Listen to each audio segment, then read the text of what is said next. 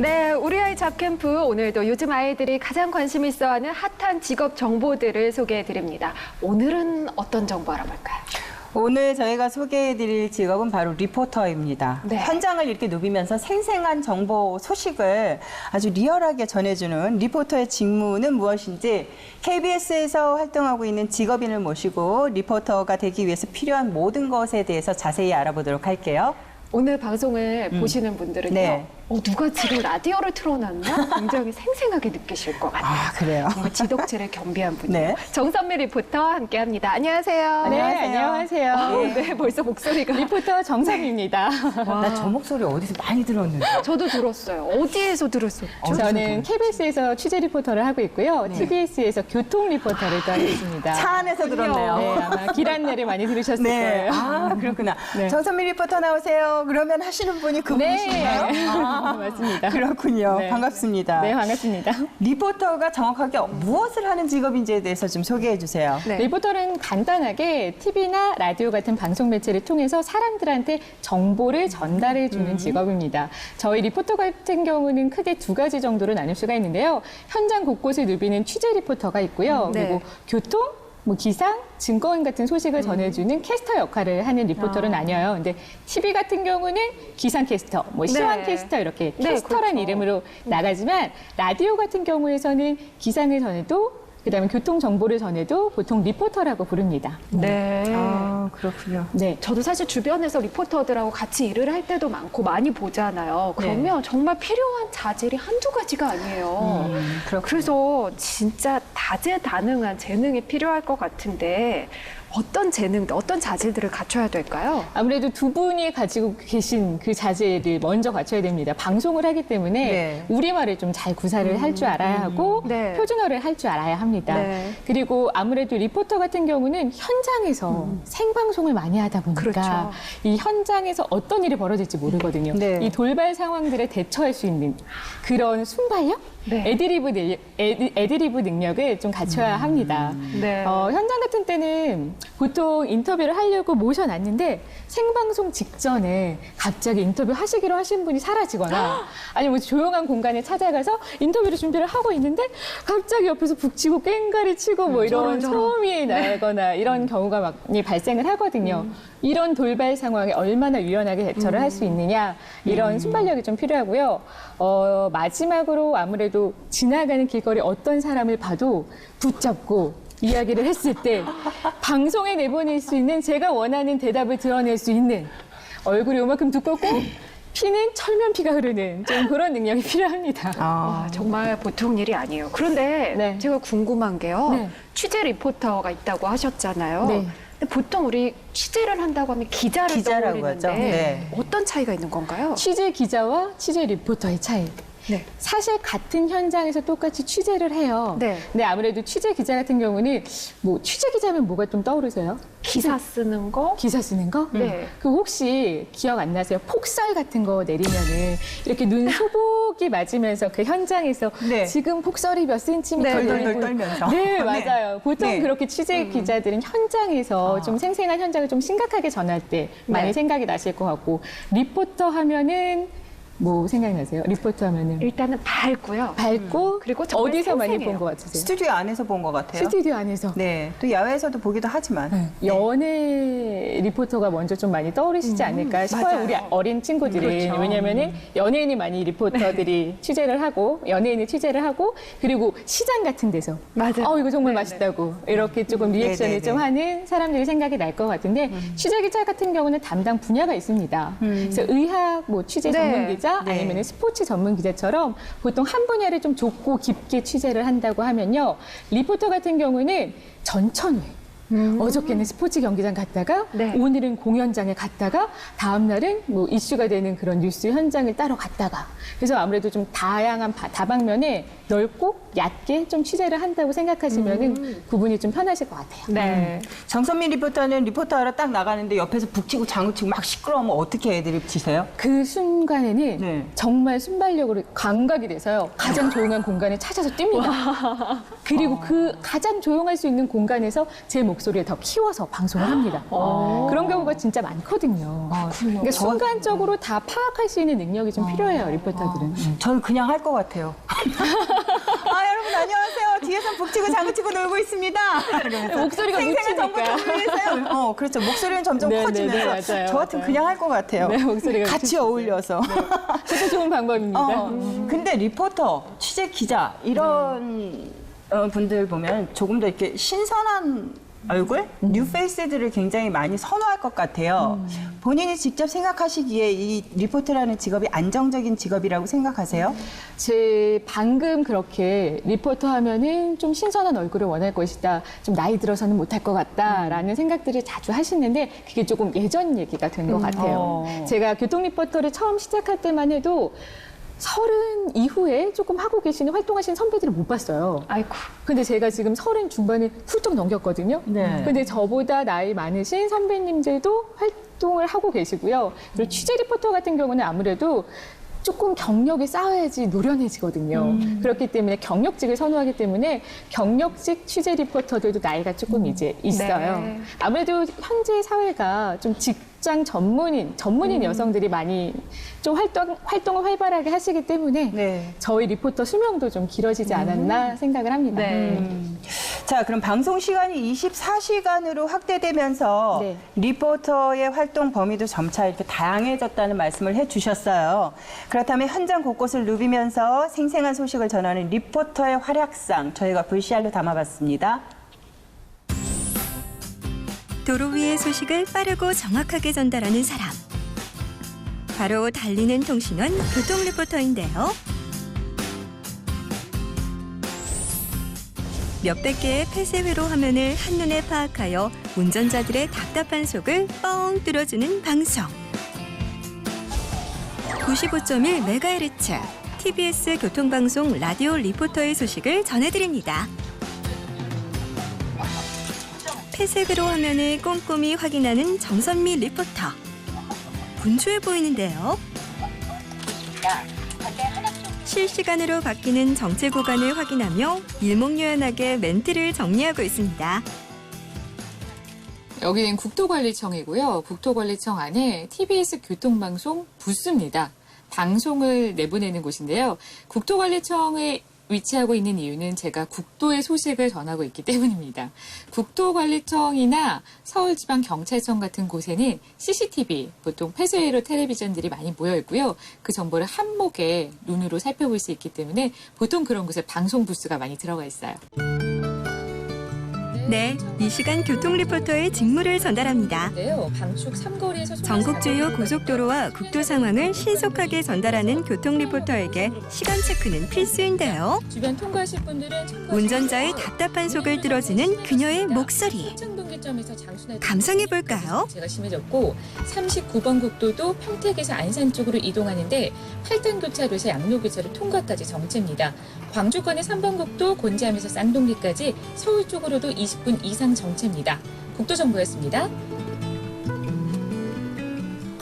가장 첫 번째는 돌발 상황이고요. 그 돌발 상황에는 뭐 사고나 고장차나 공사 구간들, 공사가 진행되는 것들, 그런 소식을 저는 가장 첫 번째로 좀 꼽고, 그 다음에는 퇴근할 때 상습 정체 구간들이 사람들이 제일 궁금해하는 구간이잖아요. 뭐 항상 밀린다고 생각을 하면서도 어디서부터 어디까지 지금 밀리고 있지? 이게 궁금하거든요. 그래서 보통 많이 밀리는 길들, 수도권 길들을 중심으로 해서 전달을 하고 있습니다. 쉬는 시간에도 교통 관련 정보를 꼼꼼히 확인하는 정선미 리포터. 사고 구간이 많아질수록 타자치는 속도도 빨라지는데요. 제보 전화를 받고 언제 발생할지 모르는 돌발 상황에 대비하여 부스 안에서 항시 대기를 하고 있습니다. 안으로는 차단으로 정체가 시작이 됐습니다. 또 과천에서 서울 정말로 도로가 답답해서 꽉 막혀 있는데 자기는 여기가 왜 밀리는지 모르겠는 거예요. 그럴 때 저희가 어떤지 상황을 판단을 해드리고 어떻게 돌아갈 수 있는지 몇 시간 소요가 돼서 빠져나갈 수 있는지를 전달해 드리면 그거에 대해서 그렇게 고마워하세요. 고마움을 전해주시고 문자해 주시고 얘기해 주시면 그게 그렇게 뿌듯하답니다.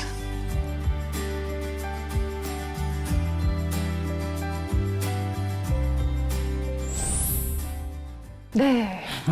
네, 이렇게 활약상을 봤는데요. 네. 사실 같이 방송을 진행하는 입장이다 보니까 저도 리포터들 굉장히 많이 접하고 또 어떻게 일을 하는지 잘 알고 있는데 정말 방송에 나오는 거는 굉장히 극히 일부만 그렇죠. 나오지만요. 그걸 만들기 위해서 엄청난 시간과 노력과 또 고생을 많이 하거든요. 이 리포터로 하시면서 힘든 점 한두 가지가 아닐 것 같습니다만 좀 대표적인 것만 몇 가지 말씀해 주세요. 아무래도 생방송을 많이 하는 직업이다 보니까 시간의 압박에 좀 그렇죠. 갇혀 삽니다.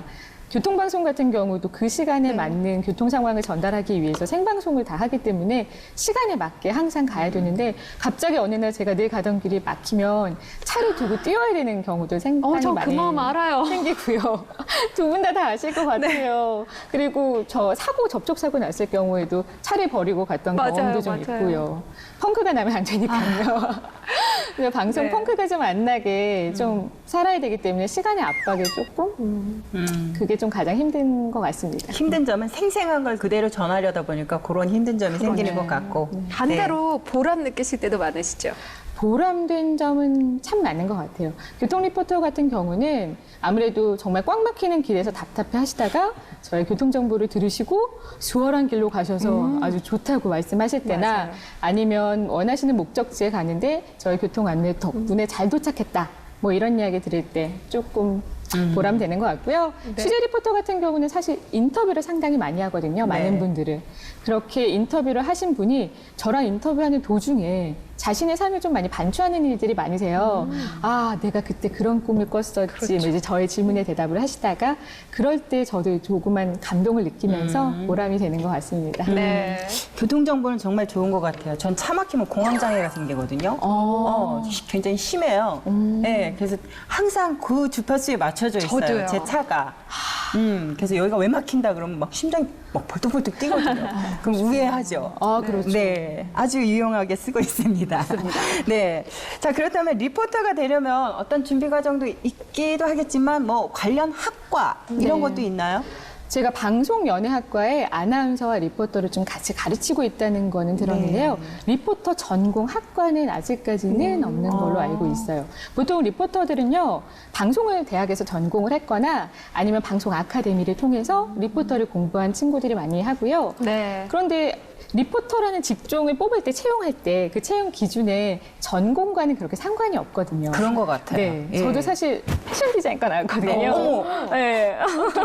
나는 아, 똑같네. 그러세요? 네. 그래서 전혀 상관이 없기 때문에 방송을 하고 싶은 사람한테는 조금 언제나 기회의 문이 열려 있는 또 그런 분야가 아닌가라고 생각을 합니다. 제가 리포터를 되게 많이 했어요. 네. 그 이유가 사실 이렇게 개그 쪽으로는 갔는데 그런 부분에선 또 애드립이 강하잖아요. 그렇죠. 예. 근데 또 완전한 또 개그 스타일도 아닌 거예요. 예. 그러니까 그런 어떤 이렇게 반짝거리는 아이디어와 현장에서 이렇게 애드립고 이런 것 때문에 리포터를 굉장히 많이 해서 돈을 굉장히 많이 못 버는 것 같아요.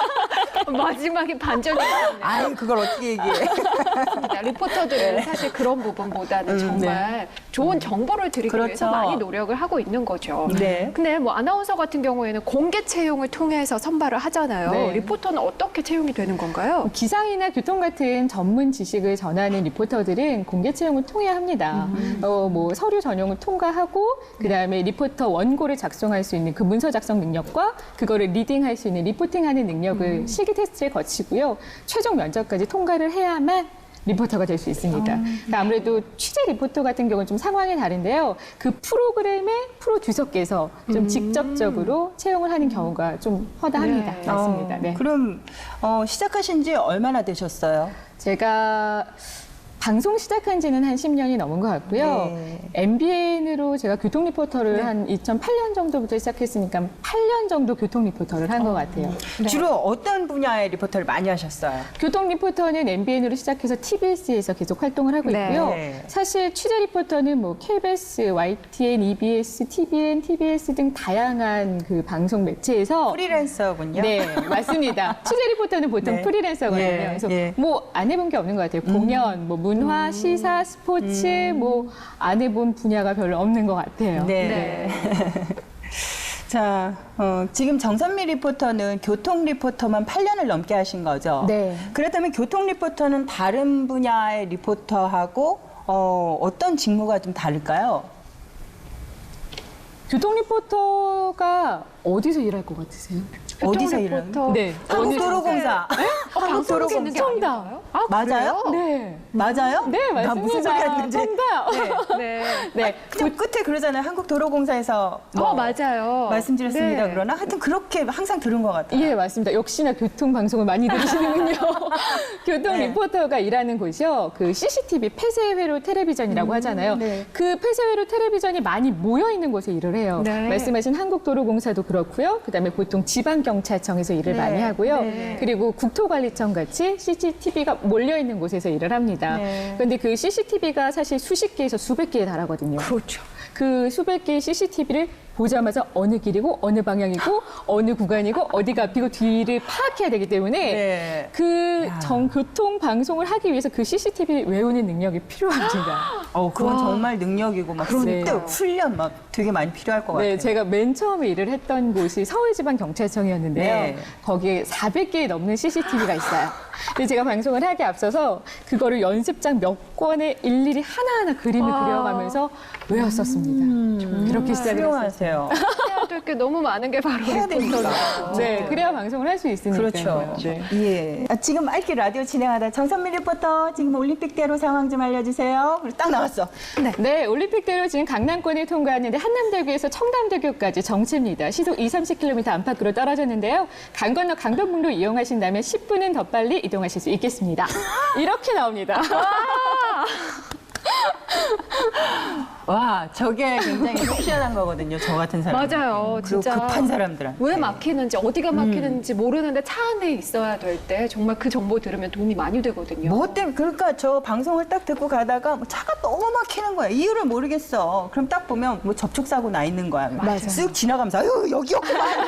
막 이러면서 가는 거죠. 맞아요. 네. 맞습니다. 어김없어요. 네, 저 맞아요. 정보가. 네. 그래서 저희가 교통정보를 전할 때 가장 중요한 게 운전자의 마음이 돼야 돼요. 사실 그렇죠. 뻥뻥 뚫리면은 그 교통정보가 누가 궁금하겠어요. 그렇죠. 러니까 돌발 상황이 발생한 구간이나 아니면은 평소와 다르게 많이 밀려서 우회하면 더 빠른 길들. 그렇죠. 그런 것들을 중심으로 안내를 해드립니다. 네. 네. 아니 근데 지금도요. 아까도 네. 말씀드렸지만 지금도 직접 들어보니까 굉장히 짧은 시간인데 전달이 잘 돼요. 그러네요. 그래서인지요. 스피치 강사로도 일을 네. 하고 또 취재 작가로도 활동을 하신다고 들었는데 이거 좀 네. 생소하거든요. 아무래도 취재 작가 같은 경우는 제가 취재 리포터를 하면요.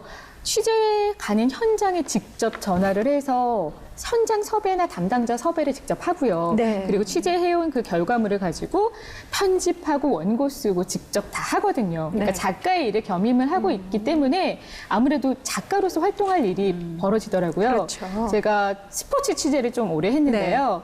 뭐 국내 대회, 뭐 세계 선수권 대회, 아시안 게임 대회 같은 걸 좀 담당을 했고, 뭐 2012 런던 올림픽, 2016년 리우 올림픽 같은 올림픽 경우 같은 경우를 담당을 하다 보니까 포털 사이트에서 이제 스포츠 올림픽을 앞두고 페이지 같은 걸 만들 때 선수들 취재하고 아. 작가로서 활동해서 글을 쓸 수 있는 기회들이 네. 좀 생기더라고요. 그래서 작가로 활동을 좀 하고요. 그 다음에 아무래도 제가 취재 작가로 말고 스피치 강사로 하게 된 건 제가 인터뷰를 많이 한다 그랬잖아요. 그렇죠. 제가 안 만나본 사람이 별로 없습니다. 아, 그래요. 말을 입이 네. 트인 어린아이부터 어르신들까지 네. 그리고 뭐 탈북자, 외국인, 다문화 가정분들 아니면 뭐 노숙자분들부터 뭐 정치인까지 그러니까 너무 많은 사람을 인터뷰를 하다 보니까요.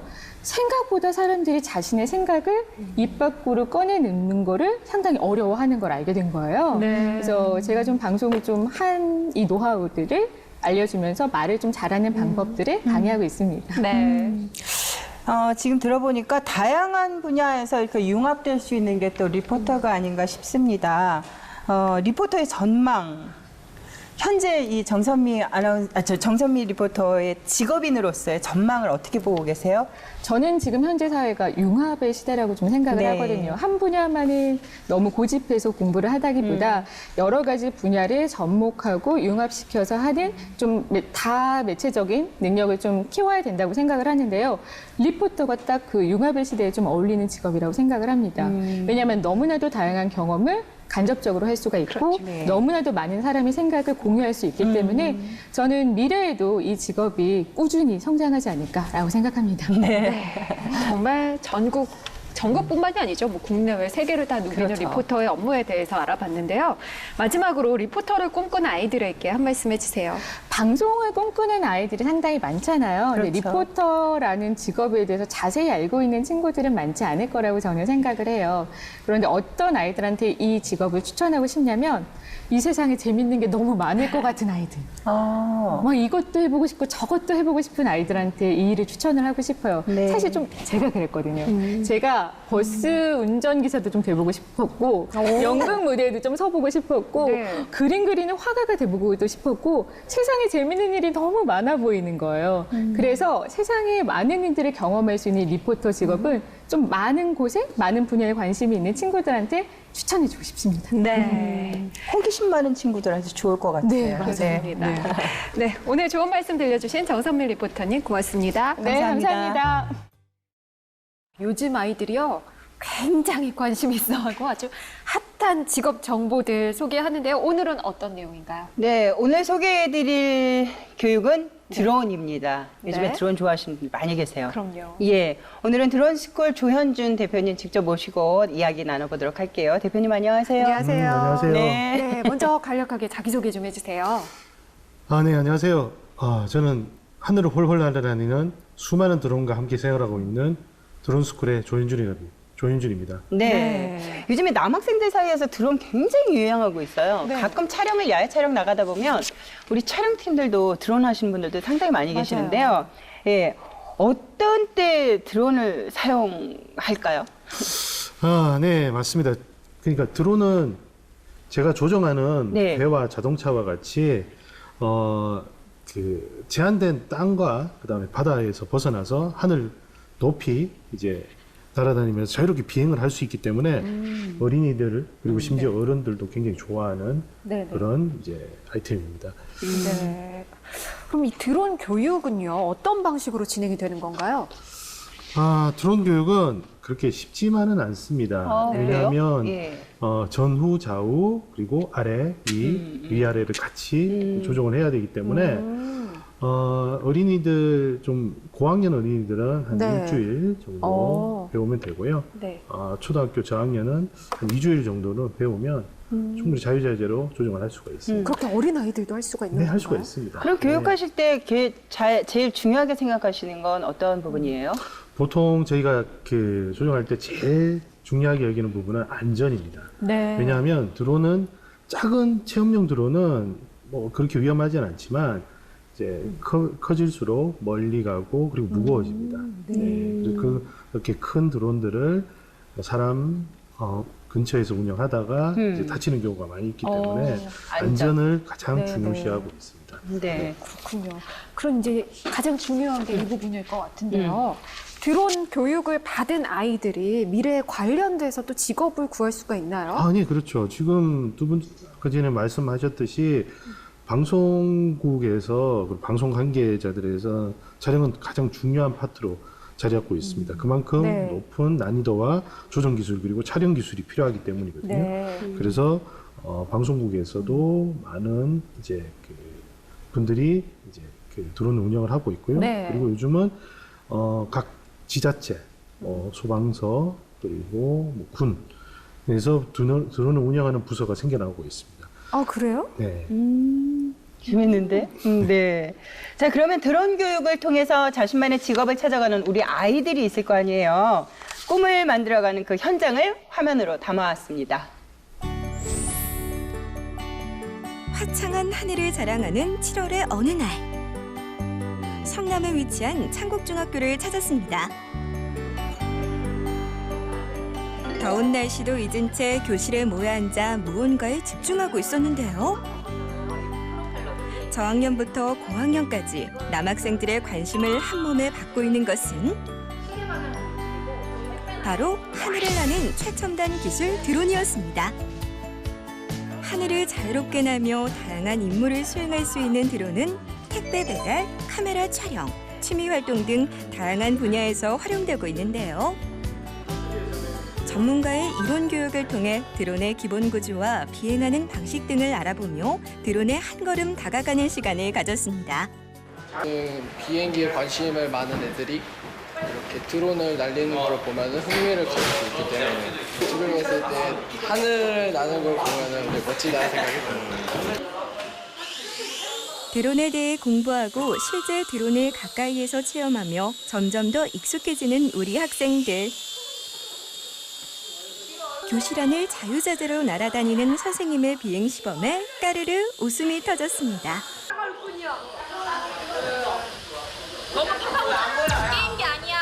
선생님의 당부와 함께 학생들이 드론을 직접 조종할 수 있는 기회가 주어졌는데요. 서툴게 조종하던 친구의 과감한 비행에 당황한 것도 잠시. 결국 드론이 추락하고 말네요. 드론은 지금 면허증이 없기 때문에 누구나 다 날릴 수가 있습니다. 그렇지만 굉장히 위험한 물건이기도 합니다. 안전교육 없이 운영을 하다가 사고가 나는 경우에는 인명사고까지도 연결될 수가 있습니다. 그래서 중고등학교, 특히 일반인들이 드론을 처음 접할 때는 반드시 안전교육을 이수할 수 있도록 그런 이제 유도를 저희가 하고 있는 편입니다. 네. 하늘을 비행하는 드론을 조종하기 위해서는 안전교육이 필수인데요. 무거운 드론이 높은 하늘을 날다 떨어지는 경우 큰 인명피해가 발생할 수 있기 때문에 사람이 많은 곳에서 머리 위로 비행하는 것은 불법이라고 합니다. 드론을 비행하며 제일 중요한 것은 첫째도 안전, 둘째도 안전이라는 것을 잊지 말아야 합니다. 안전교육 이후 드론을 조종하는 학생들의 손길이 조금 더 조심스러워졌는데요. 작은 크기의 드론은 물론 중형 드론까지 비행에 성공했습니다. TV에서 하는 거 봤는데 좀 드론 조종하는 게 좀 쉬울 줄 알았거든요. 근데 막상 해보니까 좀 어려웠던 것 같습니다. 평소에 흥미가 많았는데 집에 듣는데요. 이렇게 좋은 드론은 처음 써봐요.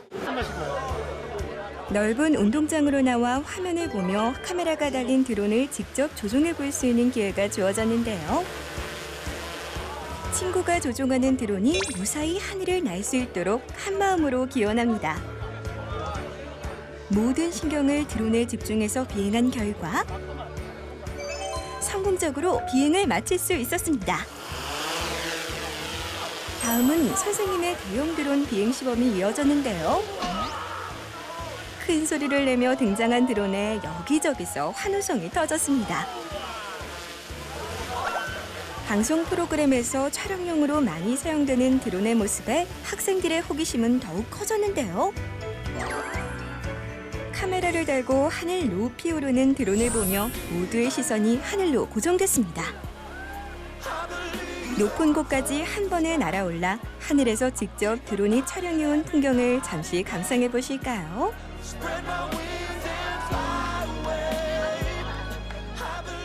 교실에서 조종할 때 어려웠는데 이렇게 나는 잘하니까 뭔가 신기해요.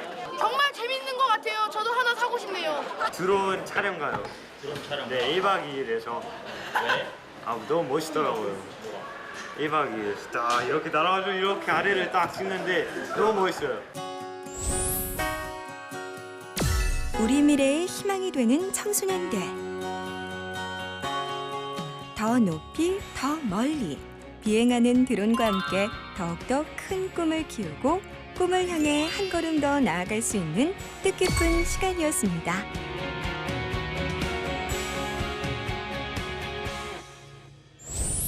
아유, 우리 아이들이요. 정말 좋아하네요. 그렇죠. 표정이 밝음, 조음 이런 게 느껴져요. 어른들도 좋아하는데요. 뭐. 그러니까요. 사실 요즘은 뭐 취미로도 이렇게 많이 드론 네. 뭐 이렇게 날리고 이런 분들 참 많이 볼 수 있는데 네. 지금 우리 대표님이 방과 후 교육도 함께 진행을 하고 계시죠. 네. 이 아이들이 많이 찾나요? 방과 후 교실에? 네, 그렇습니다. 드론은 예전부터 인기가 있었던 항공과학과 네. 그리고 아이들이 좋아하는 로봇과학이 합쳐졌다고 보시면 됩니다. 나를 대신해 공중을 자유롭게 날아다니는 드론을 네. 내가 직접 조종할 수 있다는 점이 아이들이 가장 좋아하는 매력이라고 할 수 있습니다. 그러면 그 방과 후 교실에서는 어떤 식으로 교육이 이루어지는 건가요? 보통 방과 후 수업은 하루에 3시간, 네. 8주로 해서 총 24시간으로 이루어지고요. 기본적인 드론 이론부터 그리고 드론 시습까지 다양한 커리큘럼을 네. 가지고 이루어지고 있습니다. 조금 전 지금 그렇게 말씀해 주시면 저희가 이제 뭐 계산을 해야 되는데 대체적으로 어느 정도 기간을 가져야지 완벽하게 그 드론을 작동할 수 있을까요? 네. 드론 작동하는 거는 한 일주일이면 충분합니다. 일주일. 그 정도면 예. 충분히 다 할 수가 예, 있어요. 할 수 있습니다. 그렇지만 드론을 활용해서 네. 영상을 촬영하거나 네네. 그리고 예. 요즘은 드론을 활용해서 레이싱도 많이 합니다. 그만큼 오. 자유자재로 날릴 수 있으려면 네네. 저는 한 석 달 정도면 충분히 할 수가 있습니다. 생각보다 교육기간이 아주 길지 그러네요. 않네요. 네. 우리 한번 한 3개월 정도 배워서 한번 해볼까요? 레이싱. 저 이제 직업이 바뀌나요? 직업 바꿔야 된다고 그랬잖아요. 괜찮은데요, 그거? 여자 둘이 레이싱 해봐. 멋있어요. 멋있죠? 네. 어떻게 대표님 저희 가능할까요? 가능합니다. 여자도 가능하죠? 가능합니다. 그럼 요즘 여학생들 굉장히 많이 하더라고요. 네. 언제 한번 만나요? 한강에서. 네, 드론 띄우러. 대표님 좀 도와주시고요. 아유, 당연히. 네. 그런데 이 드론 교육이요. 아이들의 인성 교육에도 도움이 된다고 하더라고요. 그렇죠. 드론은 왼손, 오른손, 그리고 눈으로 드론을 계속 주시를 하고 해야 됩니다. 그래서 집중력 향상에 매우 도움이 됩니다. 그리고 3차원 공간에서 드론 운영해야 되다 보니까 공간 감각이 키워져서 이런 3D 환경에 이제 잘 적응할 수 있는 그런 능력도 키워집니다. 지금 각 대학에서도 드론 조정하고 드론 기술 뭐 이런 걸 가르치는 학과도 생기고 있다고 그래요. 네. 그래서 거기 그 드론을 조정하는 그 학과 나오면 고수익에 또 직장을 잡을 수 있다는 얘기도 얼핏 들었는데 그게 맞는지 모르겠네. 네, 맞습니다. 지금 네. 한서대학교, 초하당대학교, 그리고 요즘은 공군사관학교 등에서 네, 드론 관련 학과를 만들고 있고요. 네. 그리고 요즘에는 각 부대에서 국방현대화산업일환으로서 드론 부대를 양성을 하고 있습니다. 부대도 있어요? 예. 그럼 앞으로의 전망이 좀 괜찮은 것 같은데요? 네, 맞습니다. 지금 미국 같은 경우에는요. 네. 아프가니스탄 전쟁에 이 드론을 직접 운영을 하고 있습니다. 그리고 그 전쟁에 드론을 운영하는 그 파일럿은 굉장히 고수익을 이제 유지를 하고 있습니다. 네. 언제 한번 갈까요? 파일럿이야. 우리가 그 직업이 파일럿이었구나. 네. 언제 갈까요? 우리 날 잡아요. 네. 그래요? 고수익의 파일럿이야. 네. 근데 사실 한국이 드론 굉장히 강국이에요. 기사를 통해서 많이 봤거든요. 네. 그렇지만 전문적으로 배울 수 있는 교육기관은 사실 많지 않은데 왜 그럴까요? 우리나라에서는 그 드론 관련 자격증은 12kg 이상의 무거운 드론을 운전할 때가 필요합니다. 네. 그리고 그 자격증을 따기 위해서는 특수한 드론과 그리고 우리나라에 24명밖에 없는 지도자 자격증을 가진 분의 1대1 교육이 20시간 이상씩 필요합니다. 근데 그 자격증 가진 분이 24명밖에 없어요? 예, 24명밖에 없습니다. 그래서 25, 26. 괜찮네요. 예, 네. 그래서 가격이 굉장히 비쌉니다. 400만 원 이상이 들어가거든요. 좀 생각해봐야겠어요. 400만 원으로 그렇게 생각하면 안 돼, 채연 씨. 네. 400만 원 투자하고 네. 우리가 이거 본전보다 더 뽑으면 되지. 그죠? 일단 400만 원 벌게요. 그래서 이제 가격이 네. 굉장히 비싸기 때문에 전문적인 그 교육을 받는 기관과 그다음에 학생들이 별로 많지 않습니다. 네. 앞으로 좀 많이 더 양성이 돼야겠네요. 그렇습니다. 저희 그 드론스쿨처럼 그런 자격증 위주의 그런 교육이 아닌 초중고 대상으로 하는 방과후 교육, 그리고 드론 촬영 교육, 그리고 드론 그 조립이나 개발 교육을 네네. 하는 그런 교육기관이 많이 나와야 됩니다. 네. 드론 스쿨 자격증 딸 때 연령 제한이 있어요? 만 16세 이상이면 다 가능합니다. 위로는 없는 거죠? 만 16세 이상? 예, 이상입니다. 이상이면 누구나 가능합니다. 다행이다. 뭐 만 50세 이하 이런 건 없는 아유, 거죠? 그런 거 없습니다. 왜 거기까지 건드리고 그래요?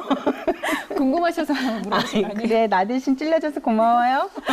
그런데 이게 네. 드론이요. 참 이렇게 가능성도 많고 재미있는 분야긴 하지만 네. 이게 또 이제 규칙들이 꽤 있더라고요. 그렇겠죠. 취미로는 괜찮지만 영리 목적으로 하려면 신고를 해야 된다 이런 이야기를 들었어요. 맞습니다. 이제 영리 목적으로 하려면요, 일단은 보험을 드셔야 됩니다. 기체 보험을 들어서 네네. 지방항공청에 사업자 신고를 하셔야 됩니다. 네. 그래서 지금 사업자 신고를 해서 할 수 있는 사업이 촬영 사업, 그 다음에 농약 살포, 교육, 자료 관측 이 4개로 한정이 되어 있습니다. 그렇지만 이번 2016년 9월부터는 네. 이 그 분야를 과감하게 확대를 한다는 그런 소식이 있습니다. 아, 농약 살포 정말 네, 지금 그 얘기 하려고 그랬어요. 제가 김포 살잖아요. 네. 우린 거기 김포는 아시죠? 김포 쌀. 네, 김포가 평지라서 쌀이 많이 나오거든요. 우리 집 베란다 앞이 다 논바닥이에요. 아우, 대표님 제가 그걸 몰랐네. 그걸 드론으로 농약 살포한다는 거를. 굉장히 과학적이고 제가 확실하겠네요. 16층에 살아서 항상 이렇게 내려다보거든요. 항상 뭐가 떠다니는데 저게 뭔지 몰랐어. 드론이었어. 아, 정말요? 예. 언제 한번 우리 집에 와서 보세요. 아, 지금은 농약 끝났다. 뭐 나오고 있어. 네. 그러면 앞으로 더 확대가 되면 정말로 우리 아이들이 지금부터 배워두면 나중에 도움이 많이 되겠네요. 아, 네, 그렇습니다. 네. 지금 각 지자체도 이런 드론을 활용해서 사업들을 많이 진행을 하고 있고요. 네네. 좀 전에 말씀드렸다시피 군대에서도 많이 필요를 합니다. 괜찮네. 우리 집 16층에서 드론 딱 띄워가지고 베란다 앞에 논에다가 농약 살포하고 괜찮죠? 농업과 드론. 그럼요. 얼마나 멋있어. 괜찮네요. 어쨌든 쓸모만 있으면 돼요. 아까도 대표님 말씀하셨던 것처럼 이렇게 소방서에서도 사용한다고 그렇죠. 했는데 인명 구조나 아니면 화재 진압에도 굉장히 도움 많이 되겠어요. 네, 맞습니다. 요즘은 어떻게? 네. 드론에 열화상 카메라를 장착을 해서 그 실종된 사람을 찾거나 아, 네. 그리고 그 산불이 났을 때 잔불이라든지 이런 그 산불의 확산을 막을 때 네. 이제 관측을 할 수 있도록 그렇게 많은 드론들이 많이 나와 있습니다. 멋있다. 네, 정말 앞으로 전망도 좋고요. 또 우리 아이들이 쉽게 배울 수 있는 기관들이 있다고 하니까 좀 더 확대가 되면 아이들을 데리고 한번 체험 삼아서라도 가보셔도 좋을 것 같아요. 네, 오늘은 블루오션으로 떠오르고 있는 드론 체험 정보에 대해서 여러 가지로 살펴봤습니다. 대표님, 이제 우리 드론과 관련돼서 좀 진로를 찾거나 직업을 갖기를 희망하는 학생들에게 한 말씀 해주세요. 네. 저는 드론을 함께 하면서 제가 볼 수 없는 높은 곳에 그리고 먼 곳까지 볼 수 있는 기회를 많이 접하게 되었습니다. 그리고 제가 있는 이곳이 얼마나 제한적이고 좁은 곳임을 알게 되었었죠. 자, 높이 올라가서 내가 상상하지 못했던 넓고 광활한 세계, 또 다른 모습이 있다는 것을 여러분도 드론을 통해서 알 수 있는 기회가 됐으면 합니다. 네. 감사합니다. 멋있네요. 날리고 싶다. 네, 오늘 함께 해주신 조한준 대표님, 오늘 좋은 말씀 고맙습니다. 감사합니다. 감사합니다.